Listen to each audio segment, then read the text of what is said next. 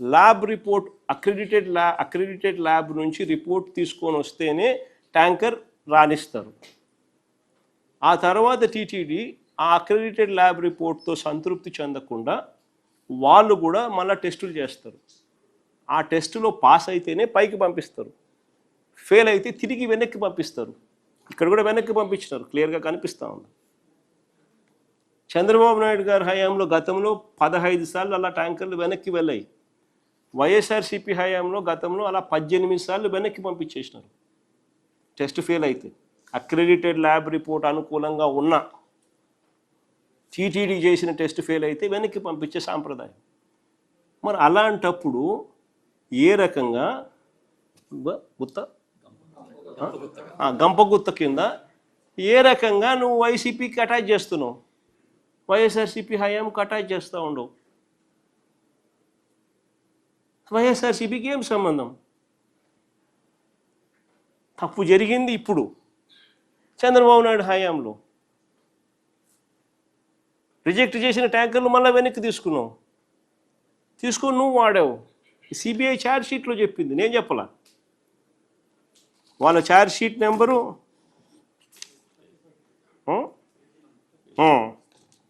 చెప్తా, charge sheet నెంబర్లు కూడా చెప్తా.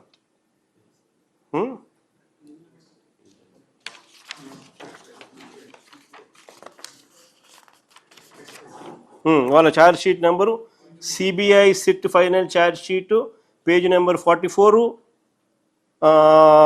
Page number 91, page number 64, 3 charge షీట్లో ఉంటాయి. చూడండి.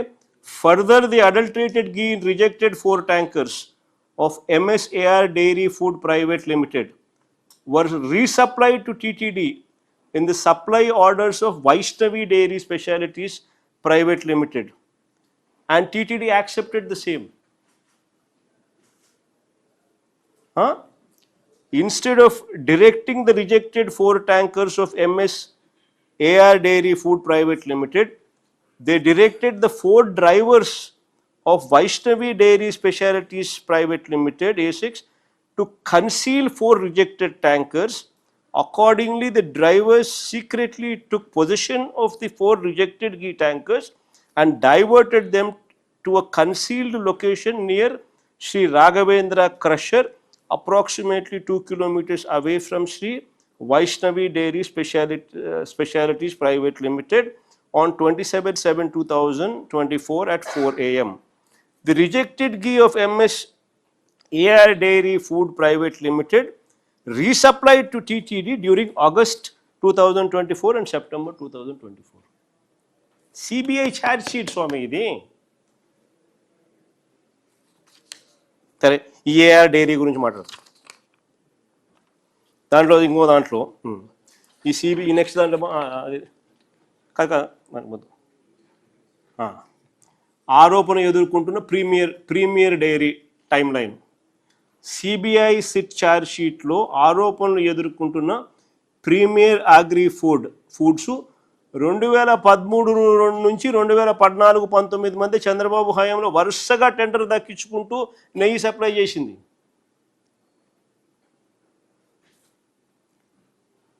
ఈ విడత చంద్రబాబు అధికారానికి వచ్చిన ఇది ఇంకోటి, ఇది ఇంకా చూడండి. వరుసగా చంద్రబాబు నాయుడు హయాంలో ఇదే ప్రీమియర్ డైరీ అనేది వరుసగా నెయ్యి సప్లై చేస్తూ ఉందని చెప్పి ఆధారాలతో సహా డాక్యుమెంట్స్ ఒకవైపున కనిపిస్తూ ఉండగా, మరోవైపున ఈ విడత ఇప్పుడు చంద్రబాబు నాయుడు రెండోసారి ఇప్పుడు ముఖ్యమంత్రి అయిన తర్వాత, చంద్రబాబు నాయుడు అధికారంలోకి వచ్చిన తర్వాత కూడా టెండర్లలో పాల్గొంది. ఇక బోలేబాబా, ఇందాపూర్ హెరిటేజ్లకు చంద్రబాబు హయాంలో కనెక్షన్స్ ఇదివరకు ఎలాగూ చూపించినారు, అందరికీ చూపించినారు. వీళ్ళు కూడా ఇప్పుడు టెండర్లలో పార్టిసిపేట్ చేసినారు. చంద్రబాబు నాయుడు హయాంలో వీళ్ళంతా కూడా ఆ రేట్లకు కోట్ చేసినారు. చంద్రబాబు నాయుడు ఇప్పుడు వచ్చిన తర్వాత రేట్లు మారిపోయినాయి.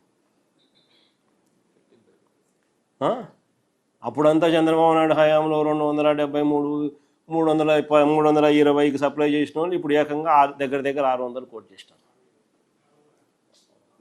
ఇప్పుడు ప్లస్ ఇంతకుముందు నేను చెప్పిన కనెక్షన్ బోలేబాబాకు ఉన్న కనెక్షను, ఇందాపూర్కు ఉన్న కనెక్షను. ఇందాపూర్ ఇంతకుముందు ఏ రేట్లు కోట్ చేసినారు, ఇంతకుముందు చంద్రబాబు నాయుడు టైంలో ఎప్పుడు సప్లై చేసినారు, ఇప్పుడు 658కి మళ్ళీ టెండర్లు ఎట్లా దక్కించుకుంటున్నారు.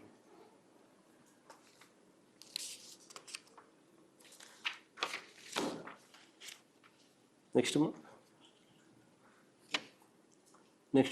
ఇది ఇంతకుముందు ఛార్జ్ షీట్కి సంబంధించి ఛార్జ్ షీట్లో మెన్షన్ చేసిన ప్రస్తావన గురించి ఇంతకుముందు నేను చెప్పిన సిబిఐ ఛార్జ్ షీట్లో page number 44, page number 64, page number 91లో ఏ మాదిరిగా రాసినారని డీటెయిల్గా పారాగ్రాఫ్లు కూడా చదివి వినిపించాను. ఇప్పుడు నేను చెప్పండి, ఇప్పుడు ఈ డాక్యుమెంట్లు అన్నీ చూసినారు, ఇంత ఆధారాలు కనిపిస్తూ ఉన్నాయి. ఇప్పుడు చెప్పండి, అసలు చంద్రబాబు నాయుడు గారు అనే వ్యక్తిని, హెరిటేజ్ అనే సంస్థ, ఈ రెండూ కూడా తప్పు చేసినట్టు ఇంత ప్రస్ఫుటంగా కనిపిస్తూ ఉన్నప్పుడు ఏ రకంగా చంద్రబాబు నాయుడు గారు అనే వ్యక్తి 4 ఏళ్ళు తమ వైపు చూపిస్తూ ఉంటే ఒకవైపు ఇలా ఏలెత్తి ఇంకొకరి మీద ఎలా చెప్పగలుగుతారు? దేవునితో చంద్రబాబు నాయుడు గారు అబద్ధాలతో మోసాలతో దేవునితో చెలగాట మాట్లాడు. అందుకని దేవుడు బుద్ధి వచ్చేట్టుగా మొట్టకాయలు వేస్తూ ఉన్నాడు.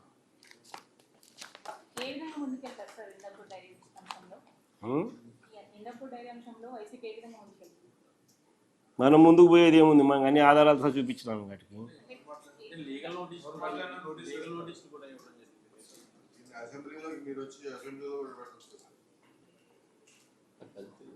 దీంతో పాటు ఈ లడ్డు ఇష్యూతో పాటు గతంలో వైఎస్ఆర్ ఉన్నప్పుడు కూడా 7 కొండలని 2 కొండలుగా మాట్లాడారు అని చెప్పి చంద్రబాబు పవన్ నంబర్ మాట్లాడారు.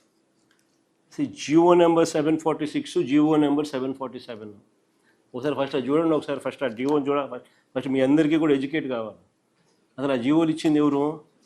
రాజశేఖర రెడ్డి గారు ఇచ్చినారు. ఆ జియోలు ఏంటి? టీటీడీని 7 కొండలుగా గుర్తించింది రాజశేఖర రెడ్డి గారు నాన్న.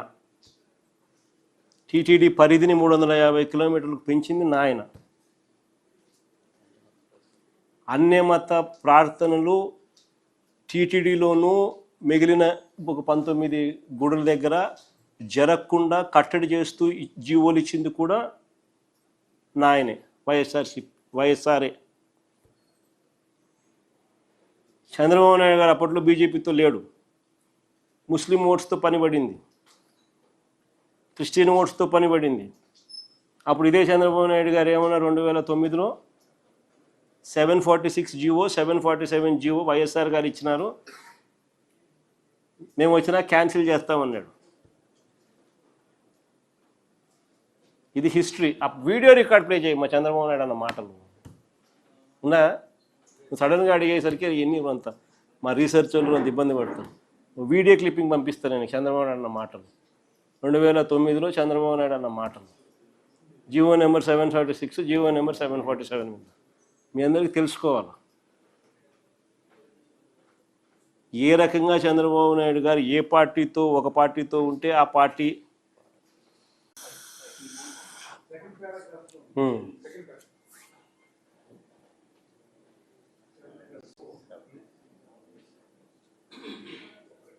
కాదు ముందు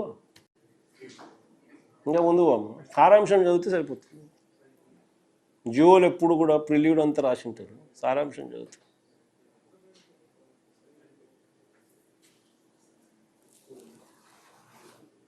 అదే టీటీడీ గురించి పూర్తిగా బ్యాక్గ్రౌండ్ అంతా రాస్తూ దాని విశిష్టత దాని గురించి అంతా కూడా చెప్తూ 7 కొండలు అన్నది డిఫైన్ చేస్తూ జియో ఇచ్చింది.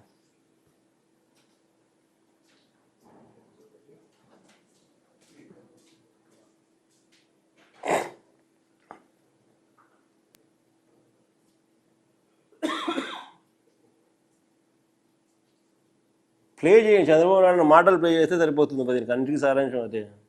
ఈ జీవోలంతా వాళ్ళు చదువుకుంటారు.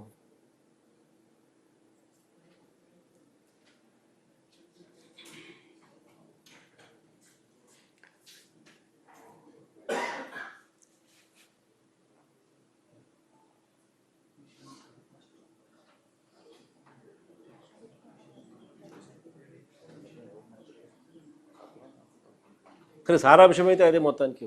ఆ ప్లే చేసి చంద్రబాబు నాయుడు మాటలు ప్లే చేసి సరిపోతుంది. దివ్యక్షేత్రంగా ప్రాక్టీస్ ఏడీలో అప్పుడున్న దీంట్లో తీసుకున్నాం హిస్టరీ.